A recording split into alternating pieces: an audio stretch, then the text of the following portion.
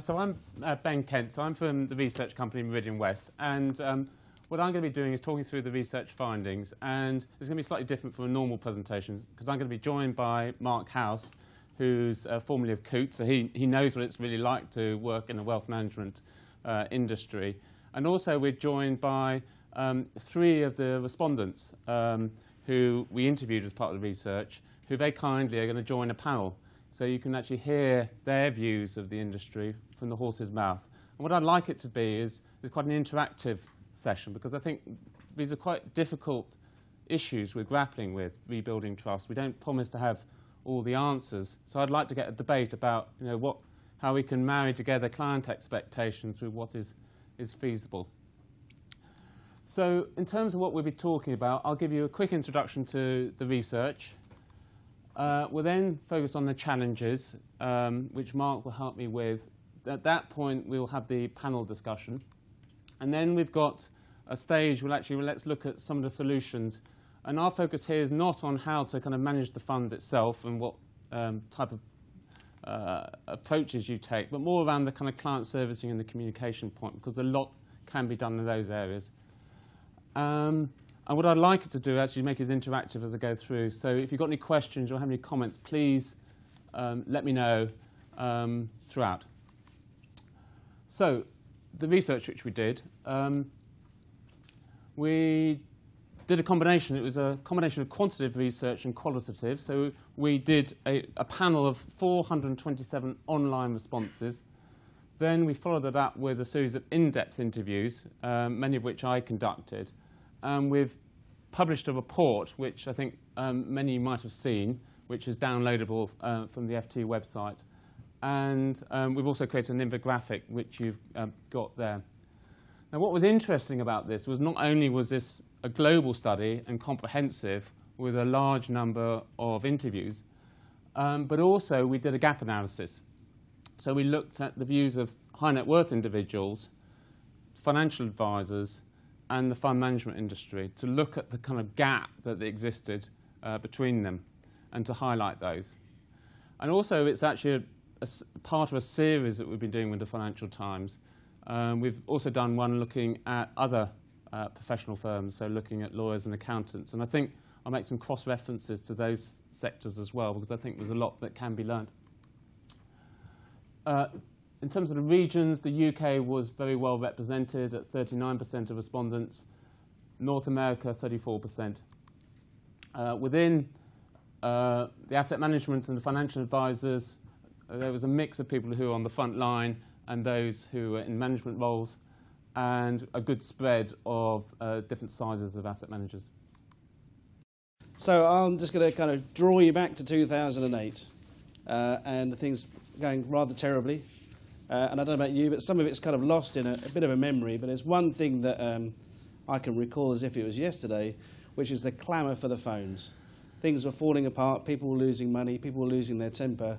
And the first thing that we tried to do was phone people, or they were trying to phone us to find out what on earth was happening with their money. They weren't interested they were losing it, they just wanted to know what was happening with it. And the one thing that came out from this was that those people that could actually be spoken to, or that reached us, remained somewhat satisfied. So I used to run the client satisfaction survey at Coutts, and we saw a massive correlation between those that could be informed about what was happening with their money, even if they were losing it, versus those that didn't have a conversation. And I think much of this underpins so much of that we're going to talk about this evening, which is the ability to talk to somebody and let them know what it is that's going on. So what's worse is that you have those conversations, people, the ones that felt that they were being informed, then have a double hit. So there's the first wave of dissatisfaction, shall we say. Then there's a second wave. So regulation starts to follow. So we start to see the regulators coming in and saying you have to do this and you have to do that. People are diverting resources everywhere across each of the wealth management industries that I could see to make sure that there was this transparency and openness, that there was a demand from their consumers. This meant that many of the wealth businesses had to divert resources from their front line, so they had to restructure their businesses to make sure that these things could be done. They had to make efficiencies to make sure that the regulatory resource was there, which meant that there wasn't enough time for people to spend talking to their clients any longer. There wasn't enough time for the front-end conversations. So if you didn't get hit in the first wave, you certainly got hit in the second wave. And we saw over the line of research that I oversaw, the first hit was a big hit, and then the second hit was a longer, more drawn-out hit, where trust was disappearing, satisfaction was disappearing, just simply because contact was just far, far lower. And this is where we see this stat down here. So 66% of high net worth individuals agree that financial advisors need to rebuild trust and confidence, and that's exactly what we saw.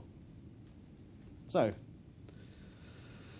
there was a very nice study done by PwC in terms of what the industry's response was to this loss of confidence, and it appeared to do quite a lot of paperwork. It wasn't necessary to talk to people.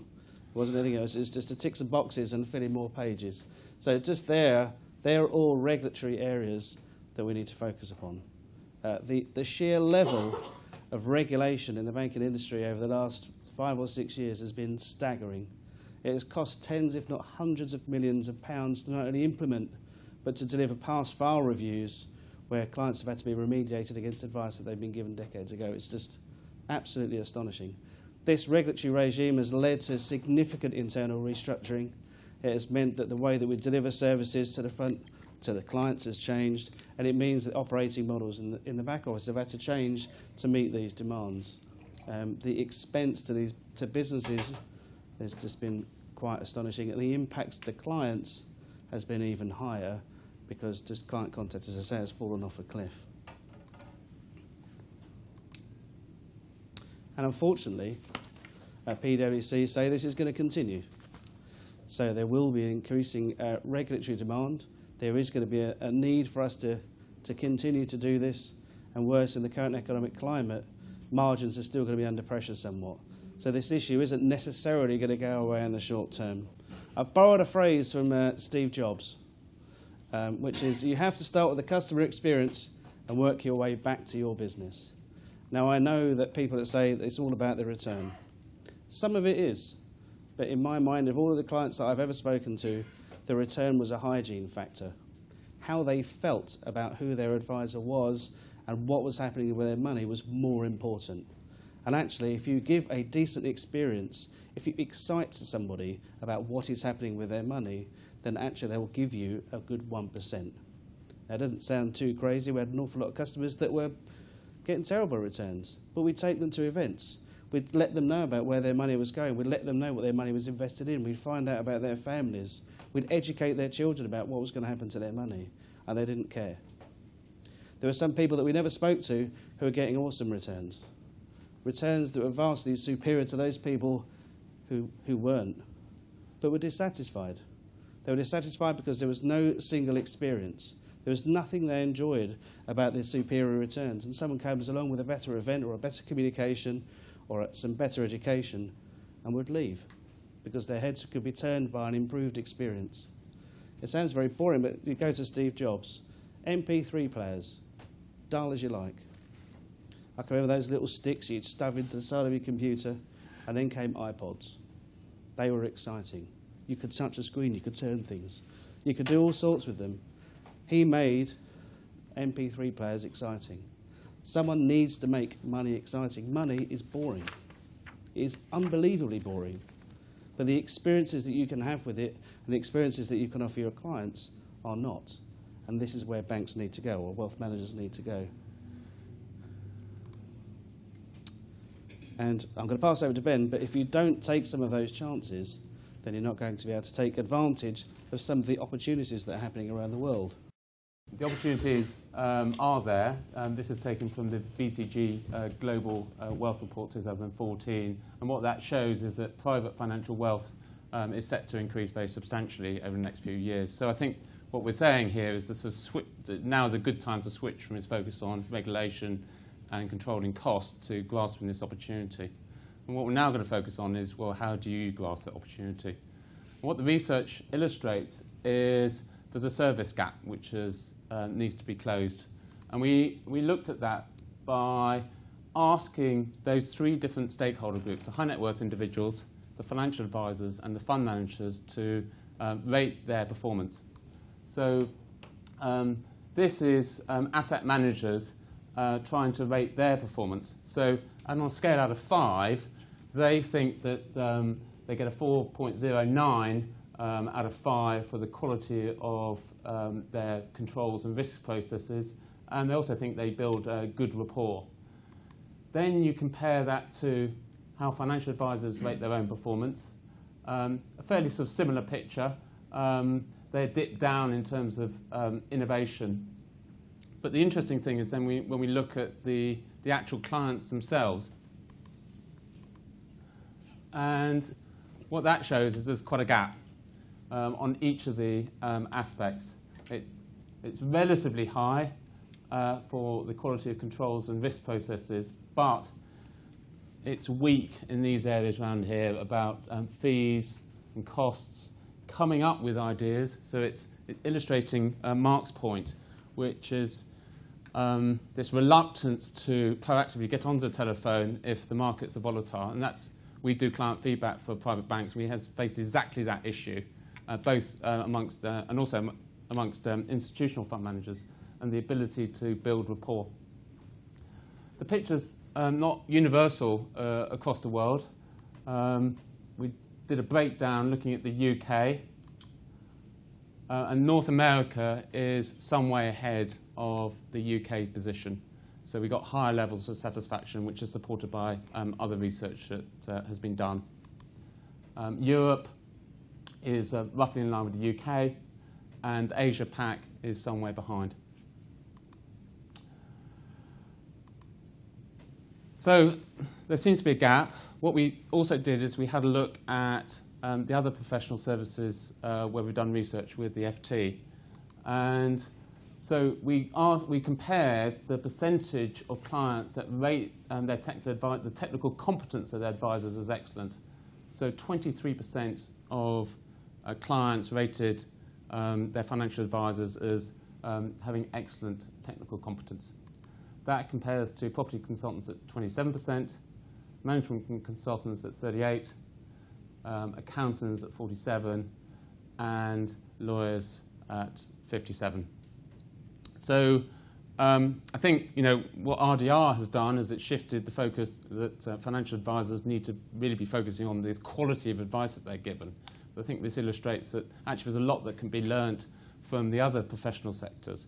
And actually as we do, as we go through here, I think there's some interesting parallels in terms of the approach to client management, which can be learned from those other professional firms because they've been forging the way. As well as being less popular than estate agents, there are some external pressures. So I'll talk about some genuine market innovation and some service pressures. So if we look at some of these technology players, I don't know if any of you have heard of Covesta. It's an absolutely fantastic US platform. What it allows you to do is go on there and trade, which is perfectly normal. So it's a trading platform by accounts. But if you're any good, people can follow you.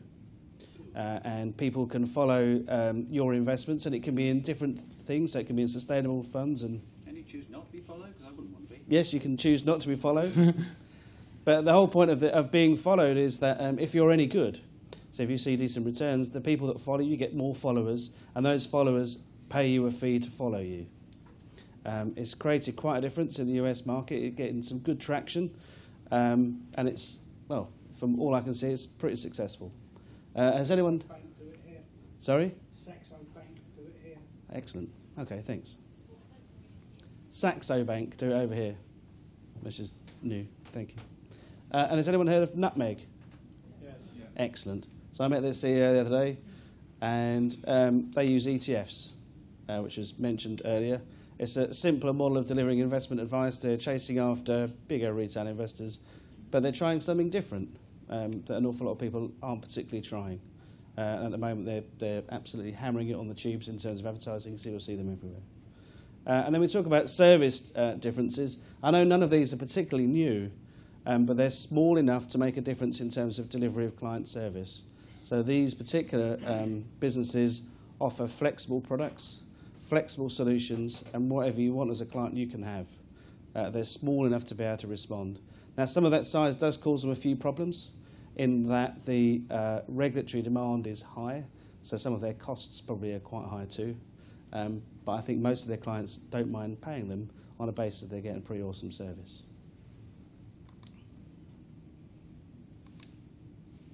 So we go back to the PwC study. We like using lots of studies. This one outlines what's going to happen for your focus is in wealth management businesses now and then in 2 years' time.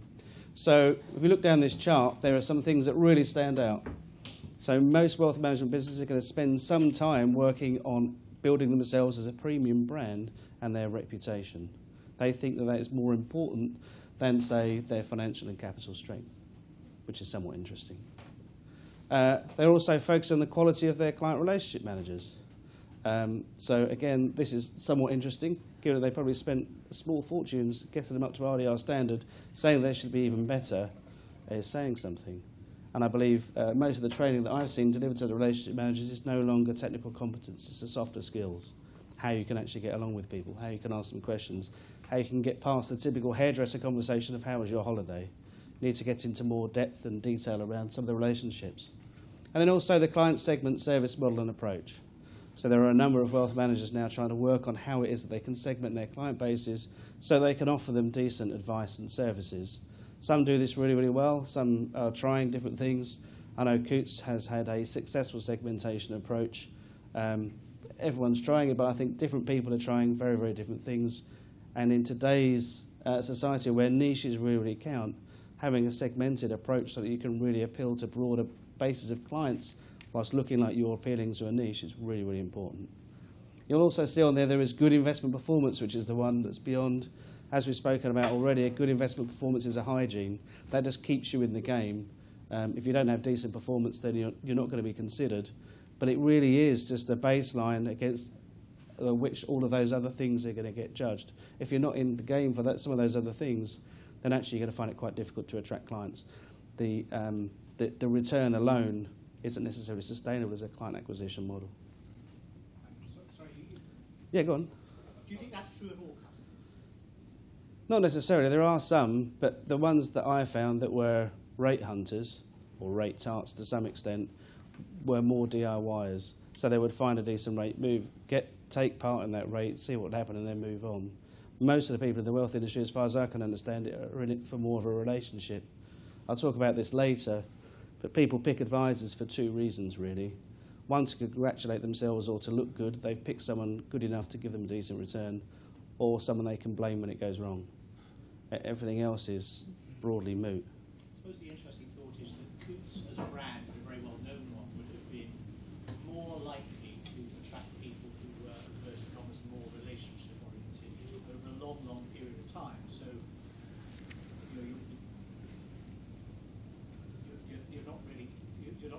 you're not talking quite so much from an across-the-market perspective, I think, because it seems to me that the proportion of people who are extremely sensitive to rate, and that performance is both a hygiene and an enhancement factor for very many. That's a very important part of a lot of people's propositions, going back to sort of, if you like, John's description of if you're in it for alpha, then you've really got to be delivering it. Yeah, absolutely. But I don't see so many. There are certain market segments to which a massive outperformance is important to. I guess in terms of this research, what we found is it isn't the absolute determinant for many. So it's important. I'm not saying it's not important. If you're not getting the returns, then that's terrible. But it isn't everything.